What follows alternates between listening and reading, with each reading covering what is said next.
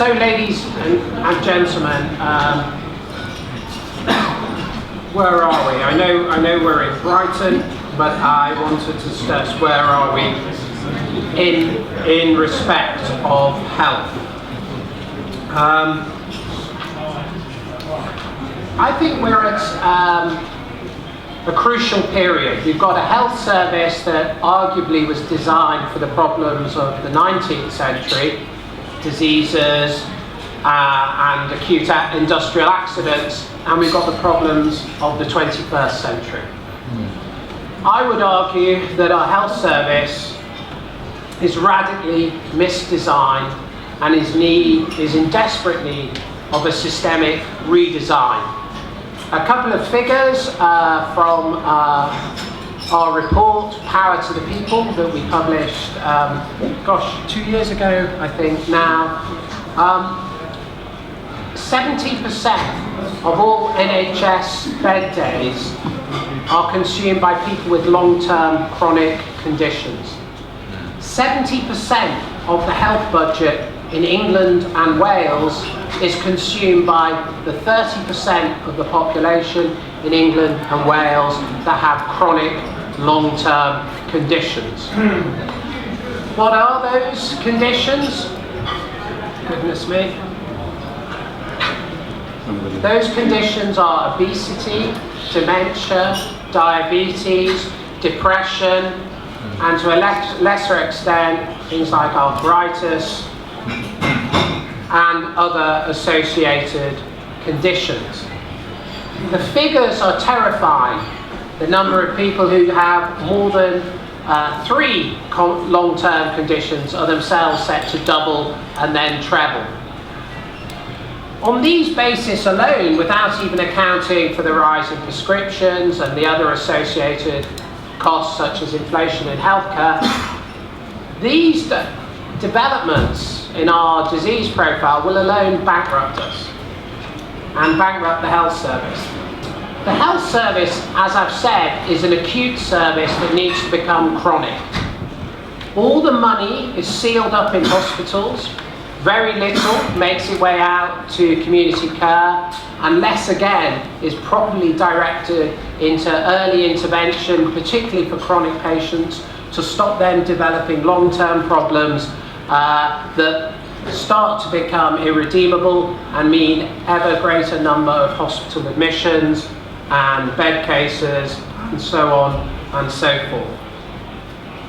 What I think is absolutely crucial now is not to have simply an agenda for the NHS that it needs more money. It may well do, but what it needs more than money is redesign. And it needs to redesign around the problems and illnesses that confront us now. We at ResPublica, as you may know, have been doing a lot of the devolution work. The idea to devolve health to Manchester was my idea. And that happened when I was sitting with Howard Bernstein when we were discussing the problems in the area. And he said, they'll never give it to us, Philip. They'll never give us help. And I said, they'll have to. Because unless we integrate and create new forms of new systems, the chronic conditions will break the NHS. And so I'm delighted when our devolution agenda was adopted by the government. And it's this type of what I hoped to be innovative systemic reform that I'd really like us to discuss tonight. What I don't want to have is a panacea, sticking plasters that don't address these fundamental problems. If you look at the health service itself, it's utterly fragmented, nobody's in control. Different parts of the health service can declare UDI and separate off from everybody else. There's vested interests abound across the institution. Too many parts of the system are failing, like GPs often now just becoming referral agents that refer out and don't then have control where they can bring the patients back and start to do holistic care. We have no way to do person-centered care. Where would we do it? We can't do it in GPs, surgeries. We can't do it in hospitals. Unless we look at the public sector estate and say 2 things. One, we need hard central specialisation that look at 21st century medicine, genomics, big data. We need to centralise that in big research hospitals at the centre. Then we need to recreate community hubs, if you will, expanded holistic GP surgeries, if you will, places that can deal with that are big enough and large enough and are together enough to deal with the integrated community type interventions that we need to make if we're really going to make our population well. And in doing that, even the type of interventions we have won't be enough. It's imperative that the National Health Service recovers its original sense of mission and activates the civil societies in our localities that can help people get well. Some of that is taking lonely people and putting them in places where they might meet people such that they become less lonely. One of the great cures for many of the modern illnesses, particularly mental health, is other people. There's other adventurous ideas. We at ResPublica produced a report recently called Right to Beauty, where we argued that beauty was intrinsically linked with social, with well-being and human happiness. And the evidence is there, and it's in our report. But if we want people to tackle obesity and to walk, they've got to have beautiful places to walk through, places where they feel safe, places where it's a type of joy to walk. And many of the people who are in most trouble are not in those places. These places need redesign. We need the health service to integrate with local authorities, with civil society and with people.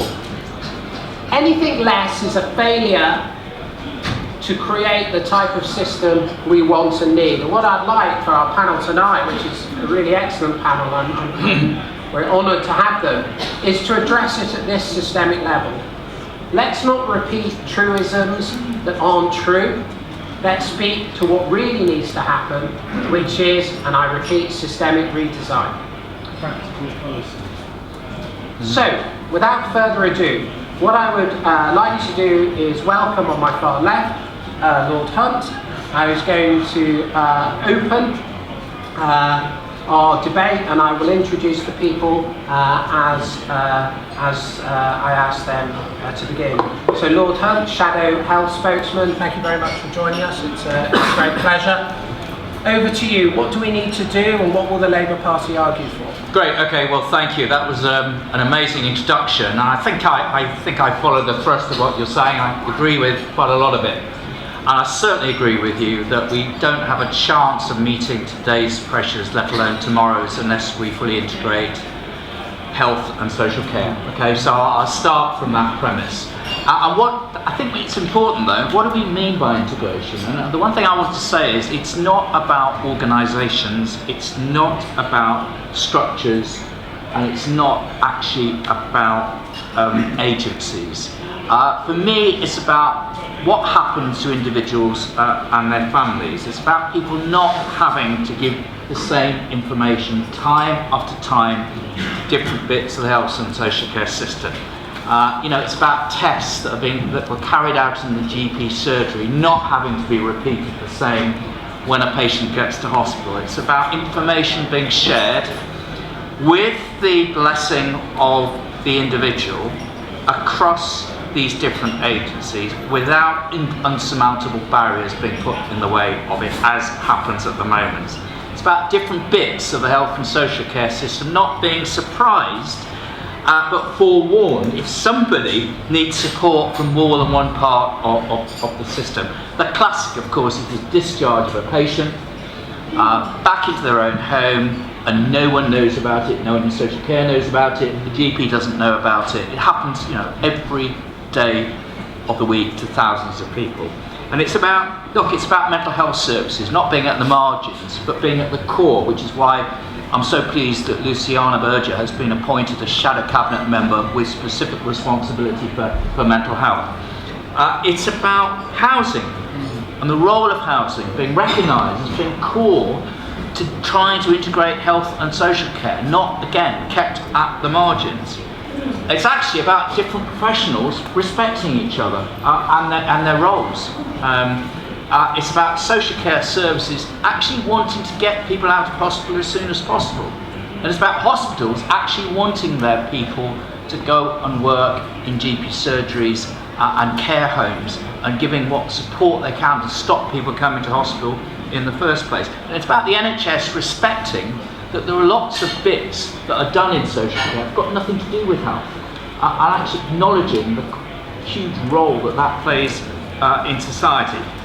Chair, you've talked about some of the barriers, and I don't want to repeat it, but the 2012 Act has caused so much damage. It's fragmented leadership. There's no one in charge anymore. There's no one in charge locally, there's no one in charge nationally.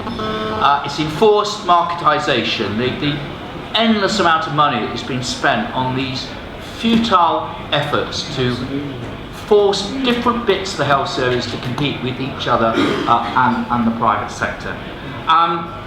It's about the hopelessness of the current regulatory system, where one regulator, CQC, is asking for a big increase in staff in order to get safety to a reasonable level, whilst another agency, Monitor and the NHS Trust Development Agency, which remarkably are now merged together and going to be called Health Improvement, actually saying that staffing cannot be increased and will come down on you like a ton of bricks if you do it.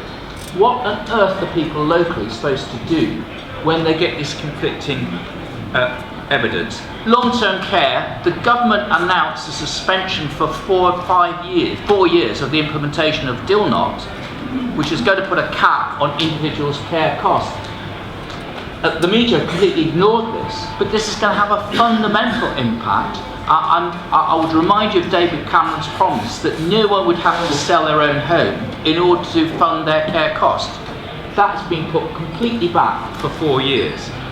And of course the health and social care sector is under huge financial distress. Now, Chair, you said you weren't sure if we had a proper health and social care system that we're going to meet the demands that we see coming upon us. Will it need more money? Well, I can tell you it is going to need a lot more money. And I can tell you that at the moment our social care system and NHS are under such huge financial pressure that their ability to respond to today's demands are going to become more and more limited.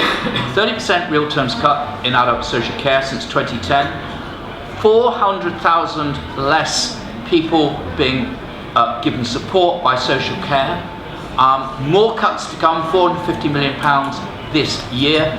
I suspect the comprehensive spending review that is being undertaken at the moment will bring further local authority cuts. In the health service, they are facing a £2 billion deficit this year, and the government, everyone acknowledges it needs about £30 billion by 2020 per annum extra. The government are offering £8 billion.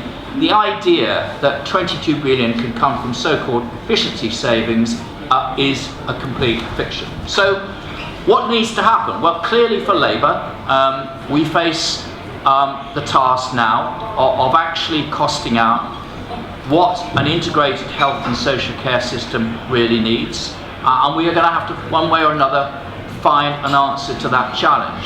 Secondly, I don't want to get bogged down in organisational and structures. It's boring, it's tedious. What I would say about the Greater Manchester approach, because we debated it extensively in the House of Lords before the summer recess, is that I'm very excited by what's happening in Greater Manchester. I think the ability to bring lots of people together under pretty inspirational leadership.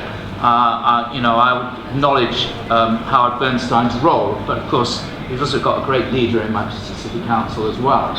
But the warning is this. If I were a Tory Chancellor who knew that there isn't enough money for health and social care, I would also be very interested in transferring the responsibility of that to local government and putting the blame on them. And that's why, in the Lords, we managed a Labour amendment to get through, which said that in Greater Manchester they will still have to abide by the context and constraints of a national system. And that's very, very important indeed. If the devolution model was seen as a way of getting, of breaking up the NHS. However, whatever the issues that you've raised about the current model, then we would oppose it.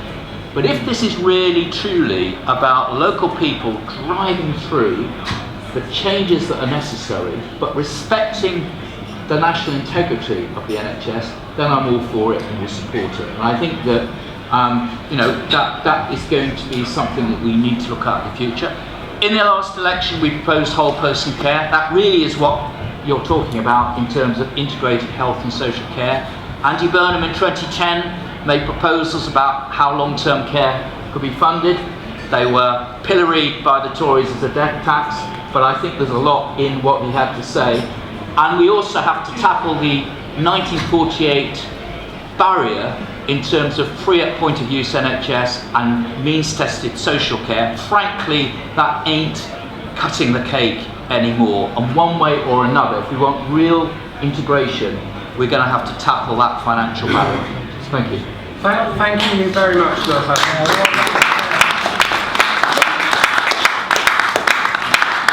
Let me quickly press you a little. You said you didn't want to talk about structures, you wanted to talk about people and their problems. Fine, but what I've found in 5 or 6 years of doing public policy is unless you do structural change, you don't really change anything. And the people who say we just want cultural change, it tends not to happen. So if I was to ask you and just press you, we probably have a shared diagnosis of the problems, and I certainly agree with you about the land sleeve reforms, and they were a disaster because they led to further fragmentation. What's your policy innovation here?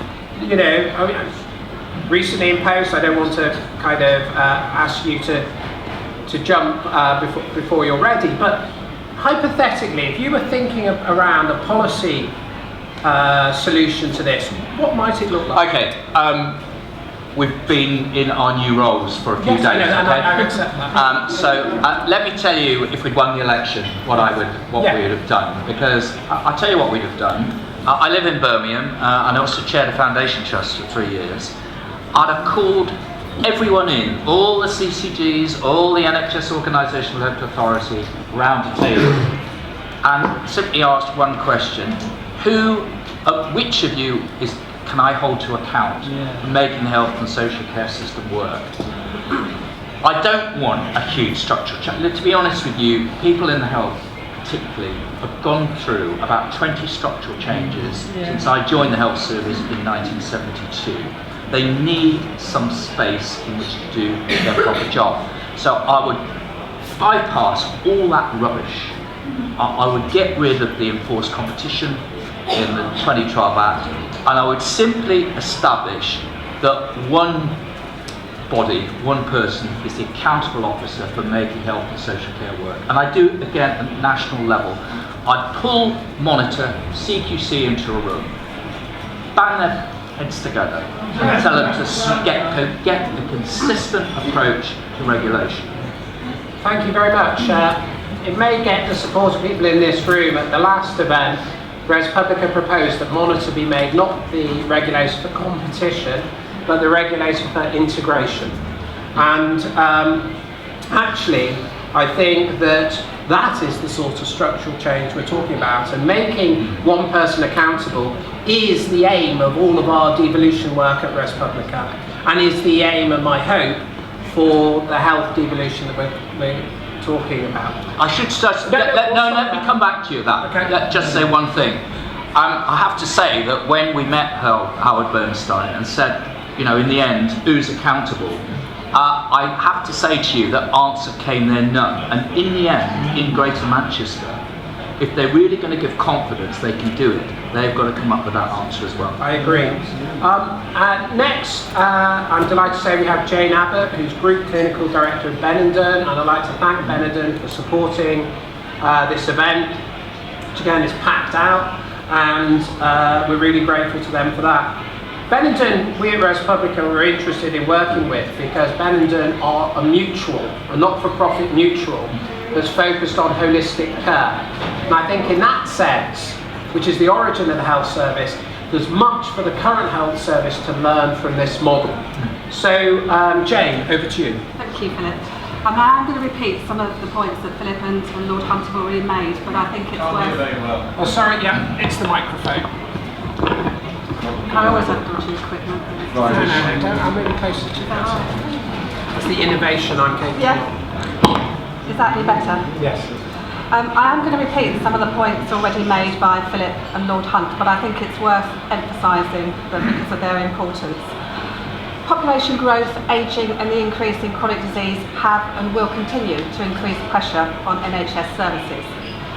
Advances in medicine and surgery mean better survivability for people with complex diseases which are expensive to treat. The lack of integrated care has the greatest impact on the most vulnerable in society: the young, those suffering chronic disease and mental health problems, the elderly and the dying. We have talked about integrated care for decades, but have never managed to achieve sustained success. I began nursing in 1980, and during the 1980s we talked about shared planning and care programmes. In the 1990s we talked about shared protocols and interagency working. And then in the last decade, interprofessional working and integrated care pathways. Doing something to address this and make integrated care a reality is the collective responsibility of all of us.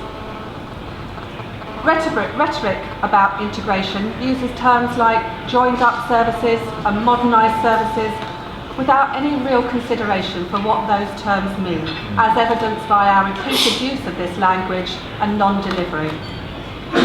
Policies which proposed integration suggest it can be achieved through the devolvement of the planning and delivery of care to the local level, and increases in equity of service provision attained through nationalisation of standards of care and inspection.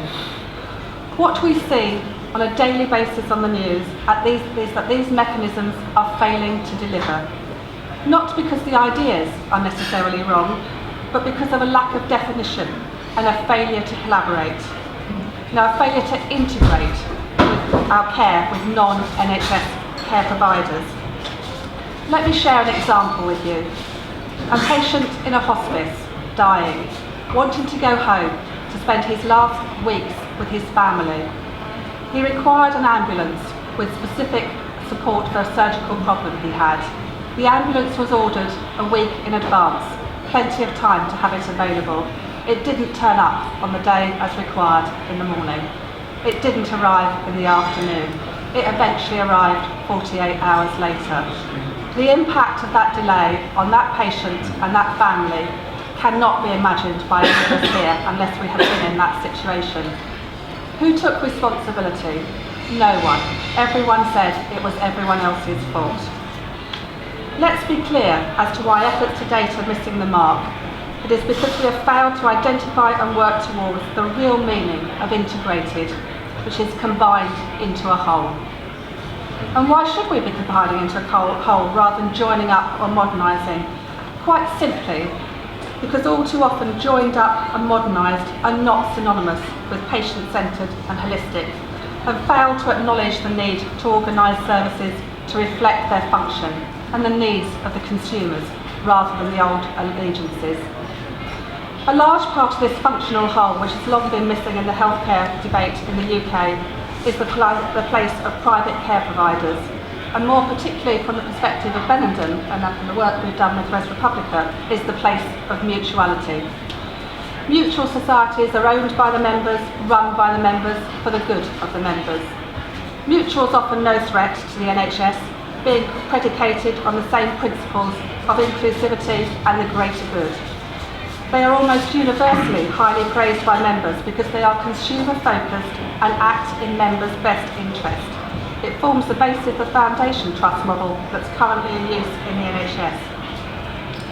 Because of our shared heritage, mutuals are the natural partner for an NHS, which needs to look externally for able and willing partners to help develop and embed ways of working which are increasingly person-centred. They operate a model which fosters both a real and a social contract between the members. This social contract promotes understanding between members about their collective rights and responsibilities. clarity about rights and responsibilities in healthcare is something which UK care providers need to re-engage with if we are to have services which are equitable, sustainable and universal. Mutuals can role model how this is achieved. They recognise the role of members in the development of services which are truly member-centric, that is individualised and holistic as well as integrated. The NHS can benefit from this expertise, designing care pathways which have a private sector feel safe in the knowledge that their partner is reinvesting all profits for the benefit of all. I believe the time is right for healthcare leaders and politicians to reflect and debate the future of healthcare and put aside outdated prejudices, looking at all the options for improving care delivery in the UK. The question we have to ask ourselves is not how we can protect the NHS in its current form, but how can we evolve the UK healthcare model in such a way as to both recognise the ethical and moral heritage of our NHS whilst developing the quality of care we owe the great British public. One answer to this question has to include putting to one side the apple pie and motherhood view we have of the way the NHS works and who it works with, in order that we can coordinate and design a healthcare service which is truly sustainable for the 21st century, which puts the needs of the patients at its heart.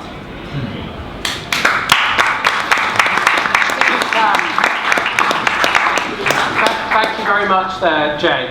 I think the issue that's arisen here is, are we in a situation where the current system is incapable of reforming itself? I would suggest we're quite close to that. I'm against privatising parts of the NHS for the simple reason that the private sector always tends to cherry pick and wants to get the highest tariff as possible and pick those who are the least ill in order to create that surplus. But I think we have to have another way for entities other than the state to help improve the state.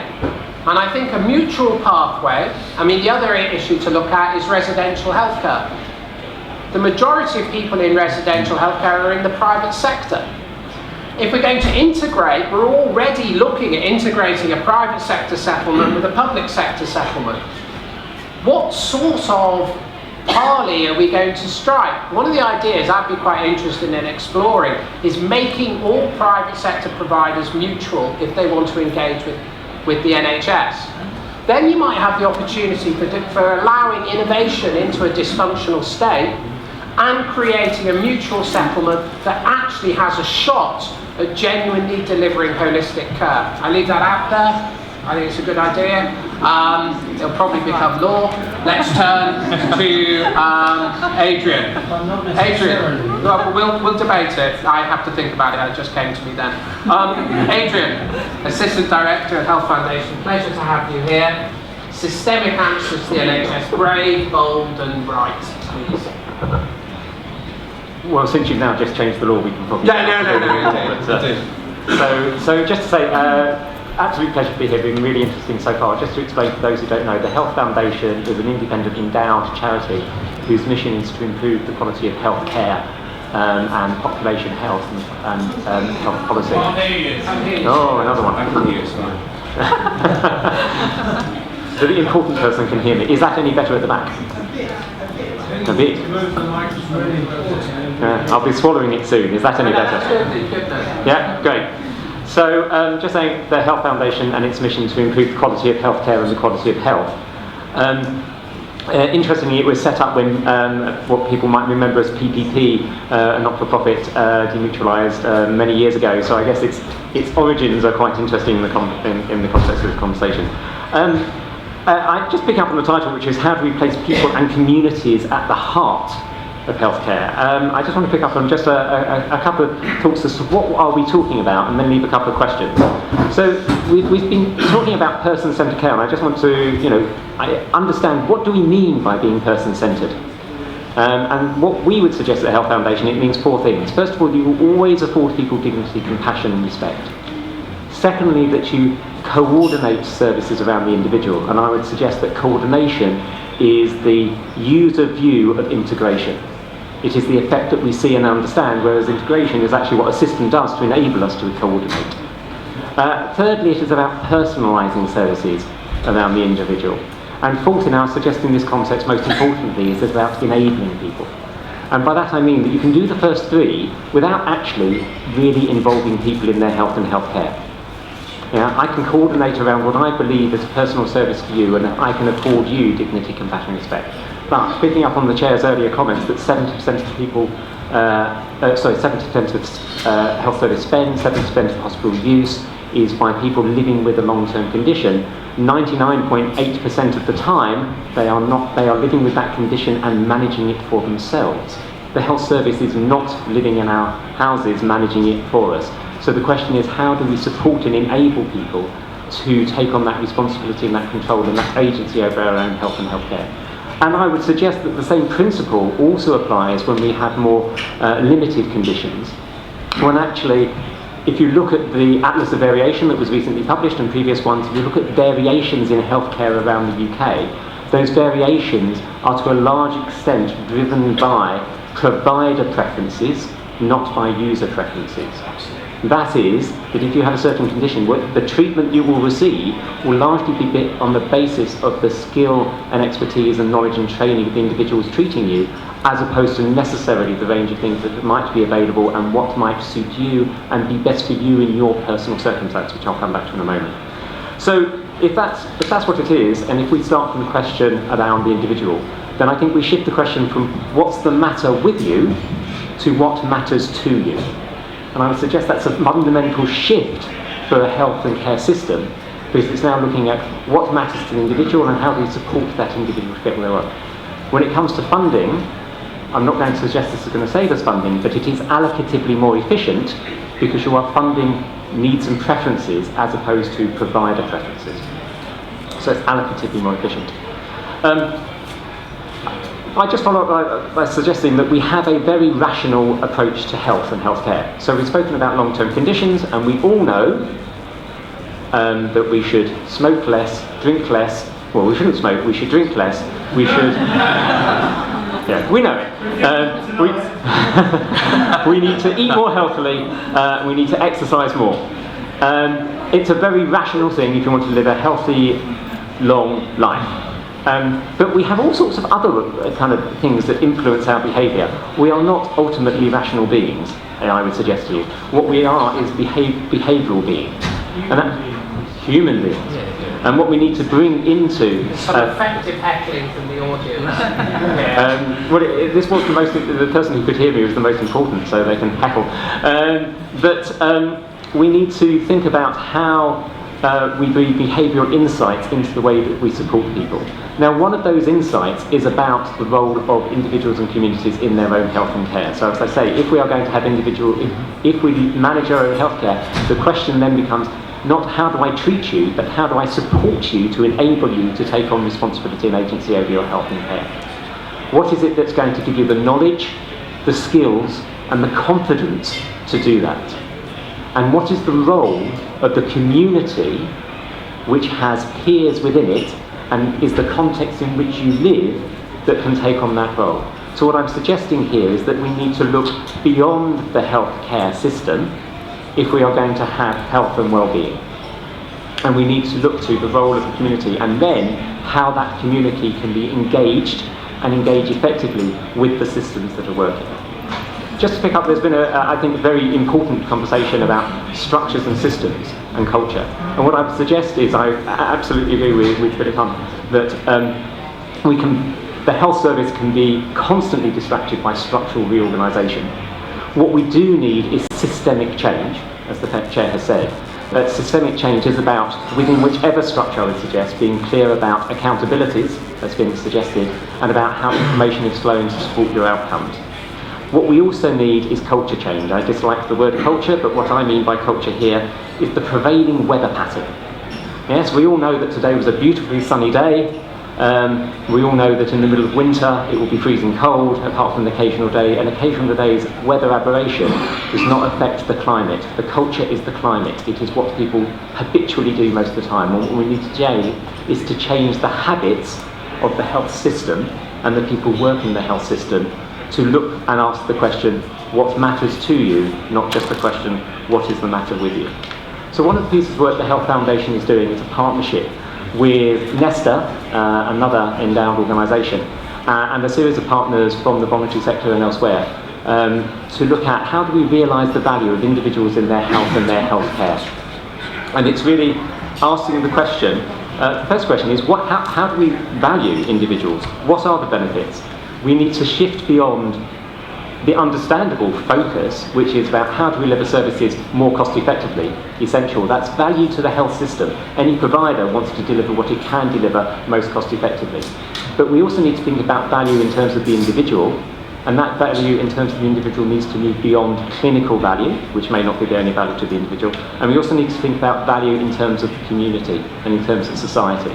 And we've just published, the consortium has just published a discussion paper on what we mean by value in health, and I really encourage people to look at that because we really want to create a debate and a conversation to help redefine value in health and care. What else is the partnership doing over a fairly short period of time is we'll be looking at how to create the case around community and individual engagement, and developing some tools that will work for people in the system to help them use the nudge behavioural insights techniques. And we'll also be looking at, we are focusing on 5 areas, which are self-management education, peer support, health coaching. You'll notice that all these are very much focused around the individual and their holistic needs, about group activities, and about asset-based approaches. And so the questions in a way that I'd like to leave with is, if we want to have that transformational change, which I think we are, from shifting from the question, what's the matter with you, to what matters to you, that we want to shift from the question, what makes us ill, to what makes us well, that we want to engage individuals as assets in their own health and communities, then we need to learn from the experience of those that have been doing it, which is one of the aims of the Health Foundation.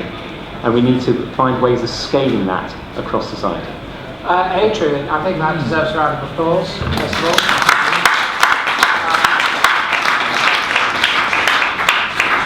Adrian, I found that very visionary, and I largely agree with it.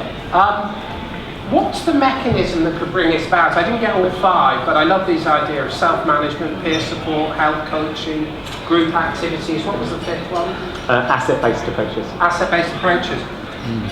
The old idea of personal health budgets was that this would be the way to realise that you would give to each patient a budget, and he or she could say, I'm going to use it for self-management, peer support, health coaching. And then the idea was that actually people could group together, group their budgets and group purchase. Now, what is the mechanism, given our present system, given how difficult it is to push money transformatively into that, what is the mechanism, I just want you to give me one idea, that could realise this? I'm going to answer your question by saying I don't think there is a silver bullet to anything in healthcare. There are multiple mechanisms. What's the silver machine gun? The silver machine gun, oh, I like this. So what I would say is I'd go back to what you need to do, whatever mechanism, and I think integrated personal commissioning is one mechanism, but through whatever mechanism you need to support people to have the knowledge, skills and competence. So there is a measure of people's knowledge, skills and competence, and 40% of the population, and so this is research evidence, do not have the knowledge, skills and competence to take agency over their health and care. So if we want people to take agency, then we need to work at that intermediate outcome. We need to support people to have the knowledge, skills and competence. So why these mechanisms such as peer support? Because we are looking at, and there is growing evidence, around the ability of peer support to enable people, health coaching, which starts from where people are. These are the mechanisms to do it. No, we know that from Alcoholics Anonymous and diet clubs, very, very effective. Yeah, Fabulous, thank you so much, Adrian. It's a great pleasure. See, I wanted us to have a really innovative event, and we are, so I'm very pleased.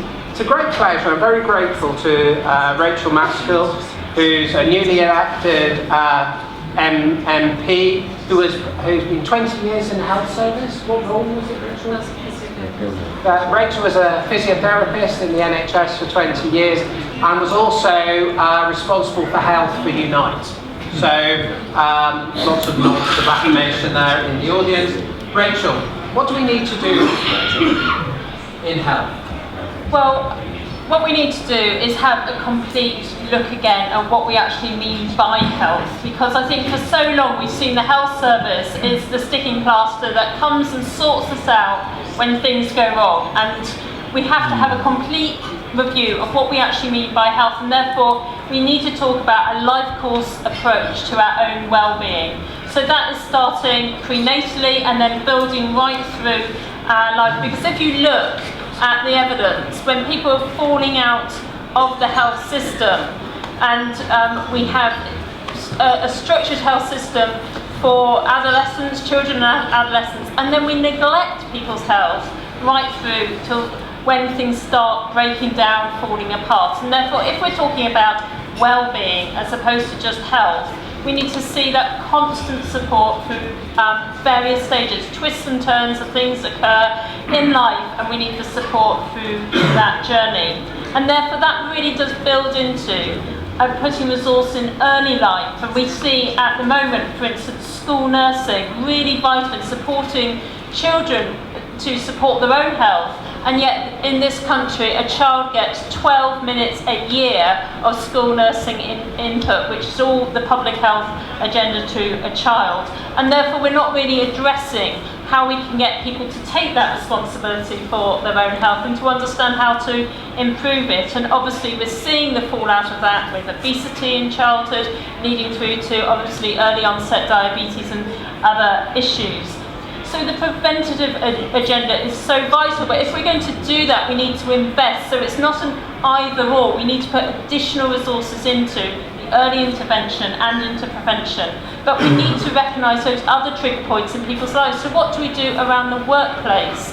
And as a trade union official, that was very much a focus around what do we do at work. It is one of those constants where people are at, and yet we do not have any obligations within the workplace about how to support people's well-being. In fact, even in the NHS, we see people's well-being break down, and there's no support systems in there to really make sure people are put back on track. So we need to ensure that those issues are in play.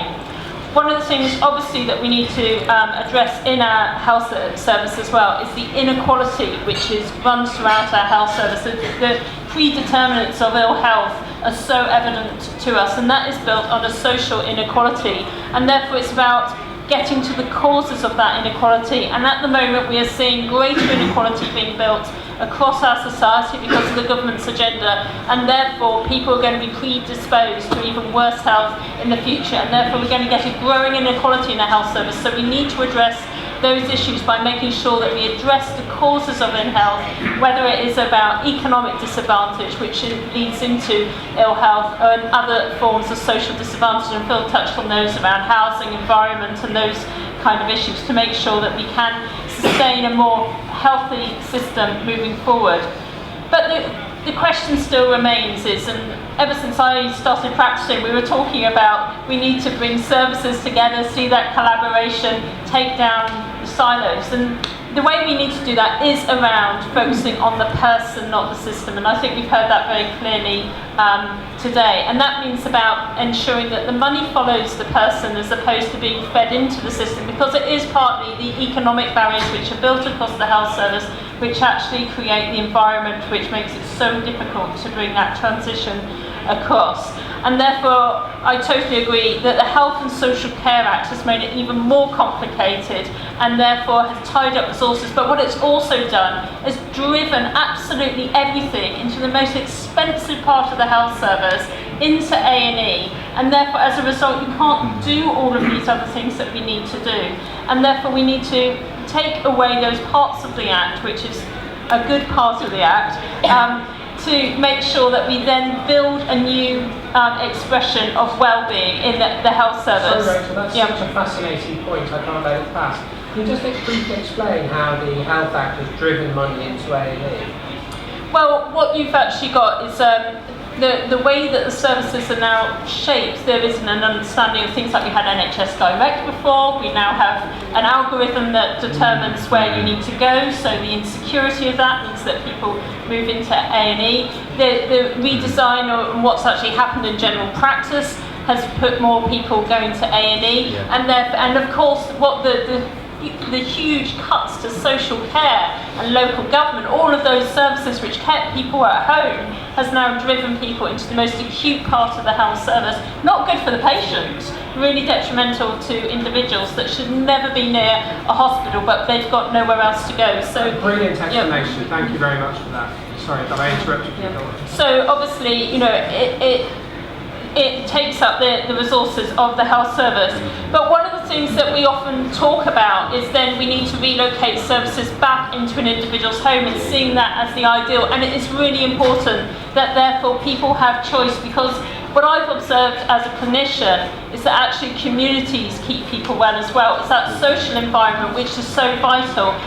And I can only give an example in rehabilitation. When somebody is walking down a ward after they've had a hip replacement, and they see somebody 2 days ahead of them, they know that they're going to be there as well. And it's that social environment which pushes them out of that chair, despite a bit of discomfort, and gets them down that corridor. And therefore we need to, it's not necessarily right that that's always in an acute setting, but we need people to have that space to interact as a community around people's health as well. So I don't think everything should be driven into the individual home. We need to create that community space for well-being. And of course, like we heard, when peers come together, there is a driver to try and improve, and motivation there. And it does break down those issues like loneliness and those other areas which impact on us. Because what we see at the moment is a very medical model to health, and that's why we need to move to that social model. Social prescribing now very much being debated and coming forward, and looking at how that can particularly impact on supporting people with their mental health challenges as well, and looking at a new model so we can actually look at that person's holistic long-term needs, and then to make the interventions on the course of their journey throughout their life to make sure that they are well in old age. And that's obviously one of the big challenges we've got at the moment. I think that deserves a round of applause.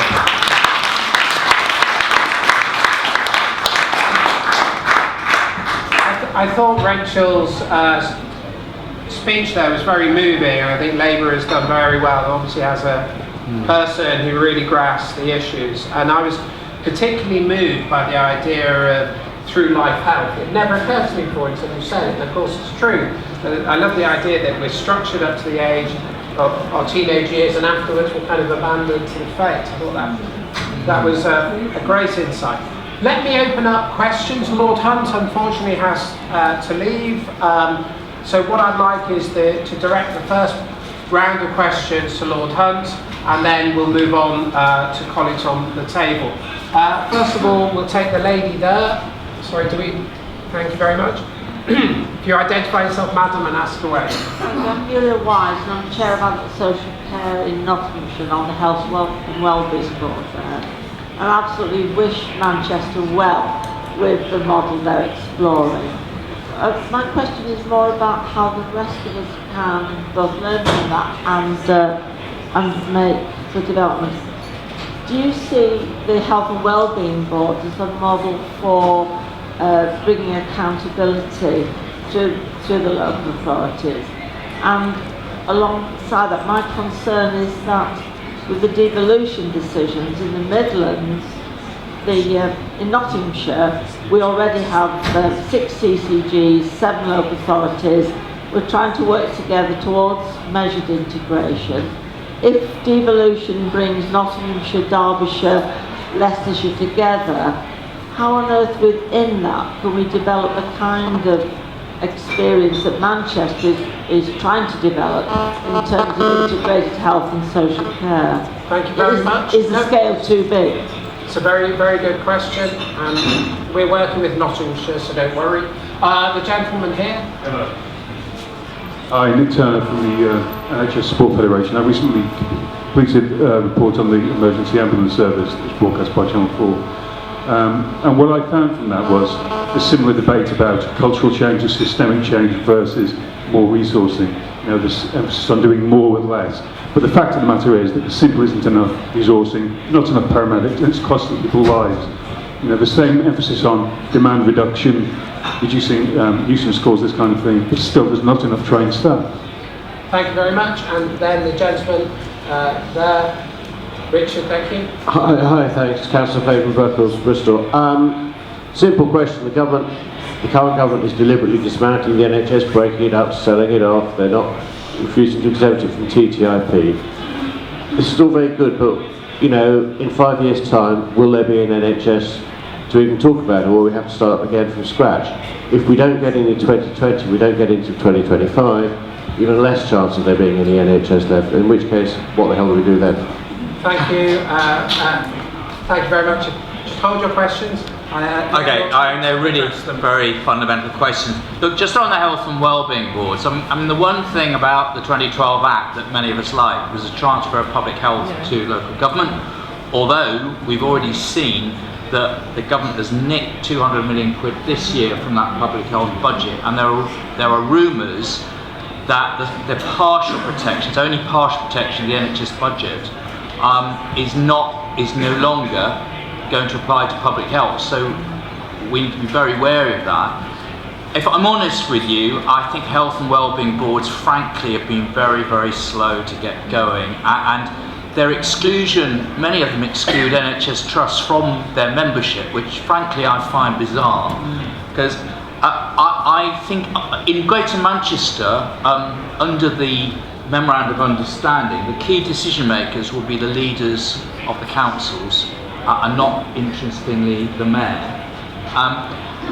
Somehow or other, you have got, I think, to get this into a small group of people making the decisions. I think with the best will in the world, 25 people around the Health and Wellbeing Board table ain't going to deliver the kind of accountability that we need. So watching what happens in Greater Manchester, I think is going to be fascinating, because they are going to have to face up to that issue as well.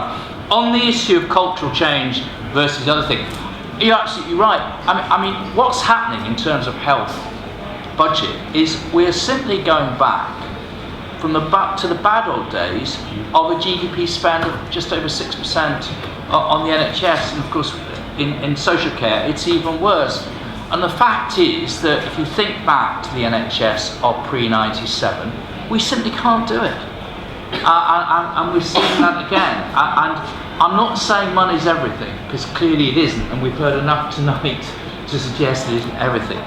But we've got, unless you can maintain, say, a GDP spend of about 8.5%, which is only the European average, you haven't got a hope of doing everything else. And I think that we do have to face up to the issue of funding of health and social care and how we're going to do it in the future. My hope is, that Labour will think big and think bold and actually put before the British public a prospectus for proper funding of health and social care going forward in the future. And to be fair to Andy Burnham, Andy did very much try and do this, and we need to build on that. On the third issue, will there be an NHS in 2020? Well, of course, Nye Bevan said that as long as the public people want an NHS, there is going to be an NHS. We've got some great people working in crappy systems at the moment. They will do their very best to make sure that the broad principles of the NHS are maintained. But I have to say that if the squeeze goes on, it's going to be an NHS alongside of social care that will be very, very struggling. Is it rescuable? Yes, it is. Will we rescue it in 2020? Yes, we will. And we should be determined to do that and give people working in health and social care and people who depend on it some confidence of the future. Because if Labour doesn't do that, then Labour is not working, and we want Labour to work for the public. And so I want to give you some confidence that whatever is thrown by this government at health and social care, we will be there in 2020, and we will maintain and improve and develop it.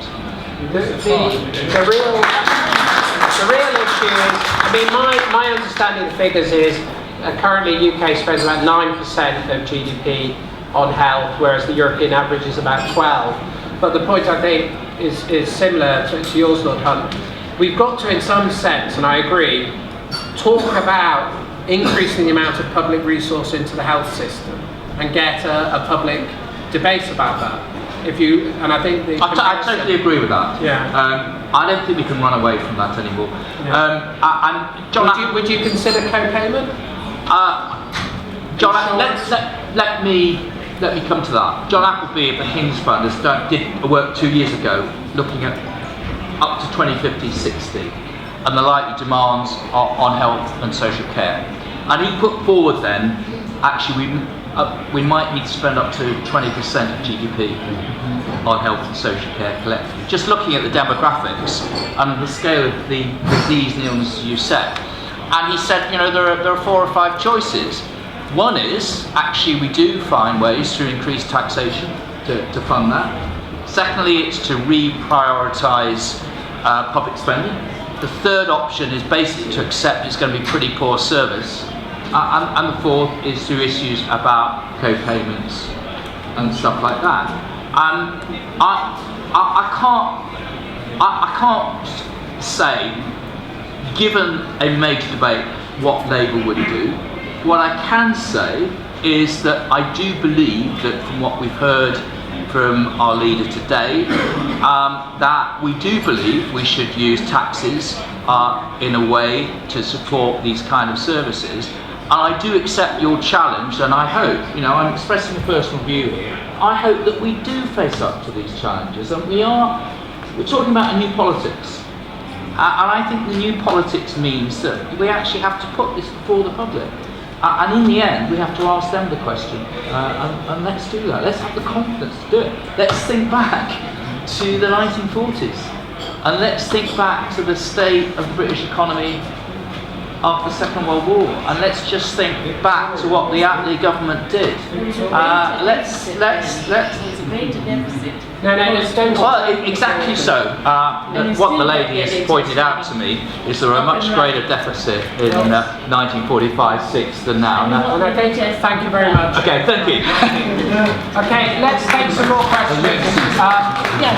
We have the lady next to the man who spoke last. Amanda, yeah, thank you. I'm Laura Prothero from Bristol West. I'm asking a few questions in response to comments about the community playing a part in health.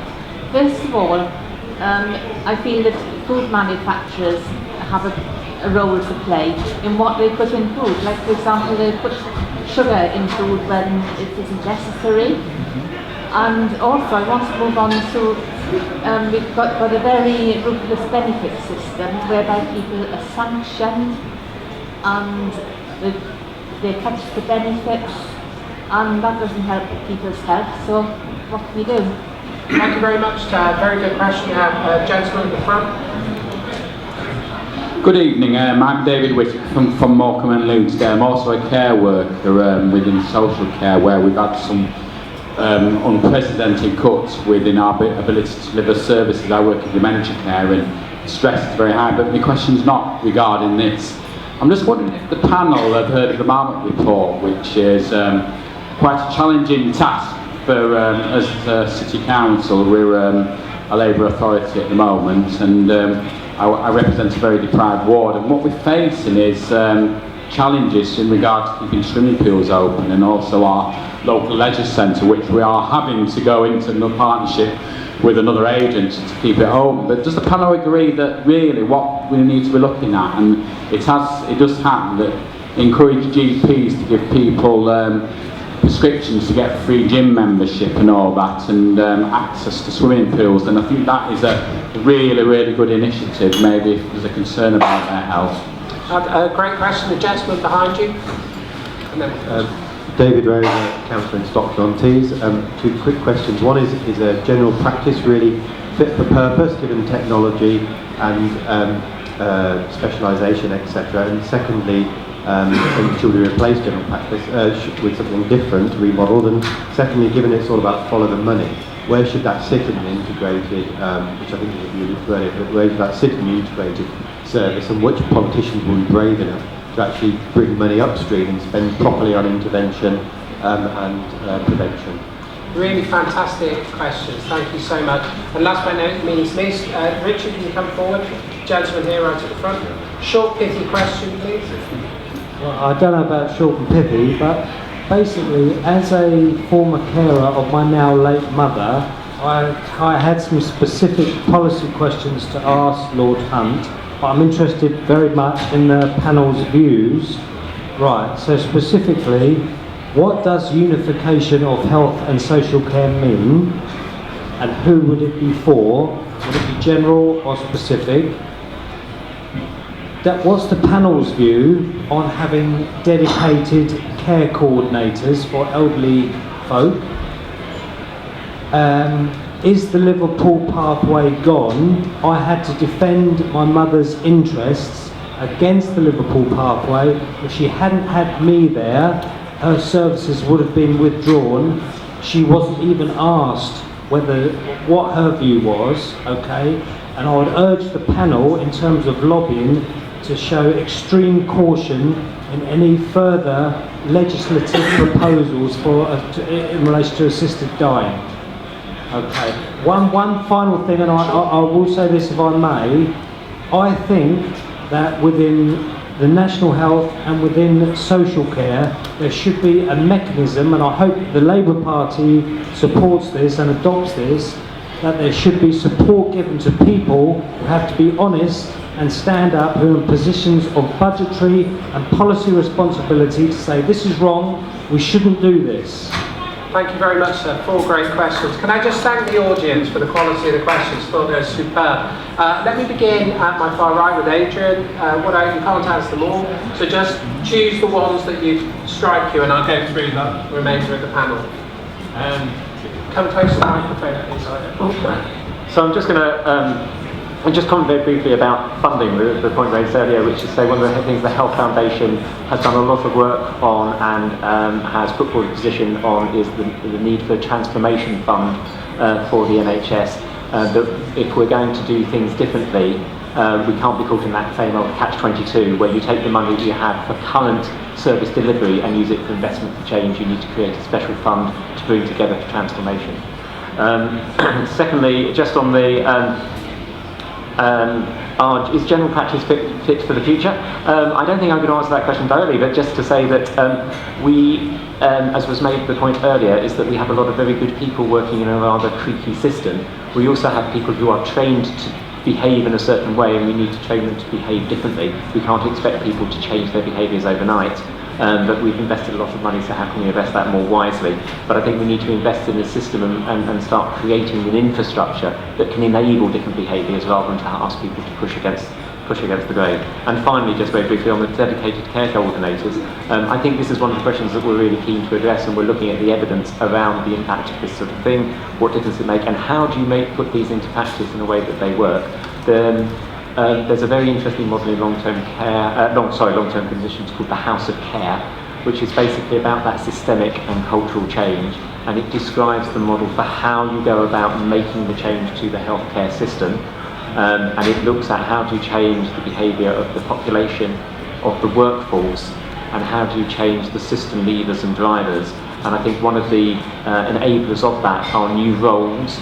We've spoken about health coaching, we've spoken about peer support, we've spoken about social prescribing, and I would add to that list kind of care coordinators as a new role, and encourage people to look at the work, for example, being done through the House of Care in a number of areas, and also by Age UK in Cornwall and now elsewhere, which is developing models of care coordination. In basic terms, as my mother's carer, I was liaising and negotiating with various professionals in the NHS and social services, and I couldn't work. I've lost my mum, I'm now going to be going back to work. That's a poor loss, poor swap. What I'm trying to say is that there needs to be somebody who takes on that role. I think I agree with you. Thank you, Rachel. Yeah, I mean, I totally agree with what you're saying there, because you want to be able to give your time to love and care in your way without the pressures of having to navigate through a system, and that's exactly the kind of society that we should have. But coming up briefly onto the point you were raising about Liverpool Care Pathway, that has gone, that has ended. and NICER producing new guidelines about how to support people at the end of life, and they're out for consultation at the moment, which is very much more about engagement with family as well as the individual concerns. And what happened during the assisted dying debate, I think, was really interesting in Parliament, because one question was being asked, but actually the conclusion was very different. Everyone came to the conclusion that we do not invest in palliative care and end-of-life care sufficiently, and that is where the pressure now needs to come on the government as opposed to assisted dying, and I think that was the right conclusion there. I did want to respond as well to the issue about general practice in the future, because the reality is general practice was set up as a very traditional model for a particular period of time, and medicine has totally evolved since that. And I think we do need to ask, what does a GP do? Because I think the role has evolved, that GPs do so many things now, and actually with advanced practitioners and other professionals being part of the equation, the social mix, including bringing in care coordinators, is there a better way of triaging the system to ensure that GPs can do what GPs do best, but actually there is a better referral system so people actually are engaged with the person who has their interest most at heart. But to change the system, we need to go back on how we train our healthcare staff, because we train people in their silos, in their professions, and then expect them further down the road to integrate in a totally different model of healthcare, and therefore looking at more generic training is really important for the way forward. But we have got a challenge with the workforce. The workforce are totally demoralised at the moment. Not only all of those reorganisations, but cuts to Hayes and pensions and so many other things, working excruciating numbers of unpaid overtime, and at the same time being told you're going to have to now work 7 days a week, although they already do. So we need to ensure that we invest properly in care for the staff working in the NHS before we're asking them to do anything else. Thank you very much. Applause. You can all applaud the end. It's been a magnificent session. I'm enormously grateful to you all. Jane? I think a number of the points I would have said have been covered, but I just wanted to pick up on the first question around food manufacturers and that sort of stuff. For me, we have to have a healthcare service which looks after people from the cradle to the grave. And picking up your point around hospice care, palliative care, Liverpool Care Pathway has been removed. It has. I mean, I have contact with 2 hospices in my local area, and I can confirm that's the situation. But it's a bigger question than that, isn't it? It's about if we're talking about care that is cradle to the grave, we do very well the cradle bit.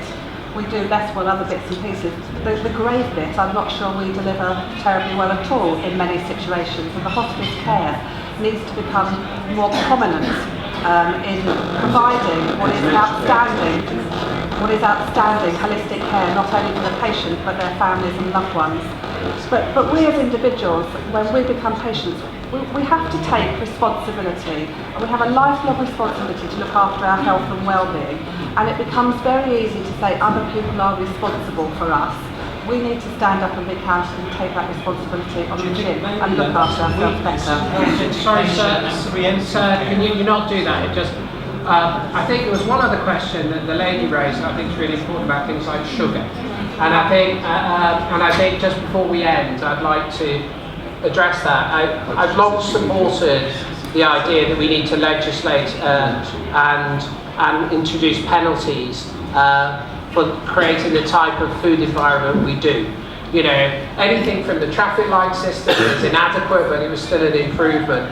It's very, very difficult to, if you've got a long-term condition like, for instance, diabetes, it's very difficult to know what to eat, how to eat, and your food information doesn't convey that. And that's something I think that really we haven't pressed on nearly hard enough. And I think if we could blend the new tech that the gentleman talked about with that would change things. I think the session has reached a natural end, and I'd like to genuinely thank you all for being with us. I think it's been a really superb session. I feel it's rare to be at a fringe event and hear so many new good ideas, and thank you for all your points that you've raised. Thanks so much, everybody. Have a wonderful year, and see you at next year's ResPublica Fringe. Cheers.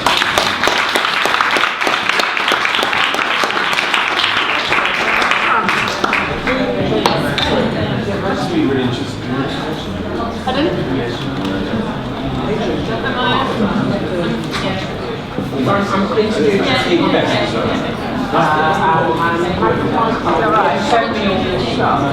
We'd like to work enjoyed it. Oh, are you? Oh, lovely to meet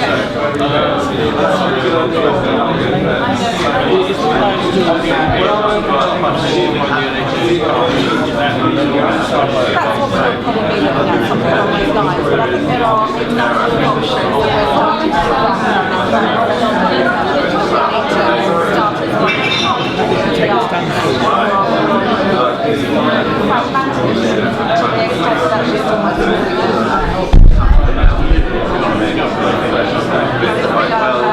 situation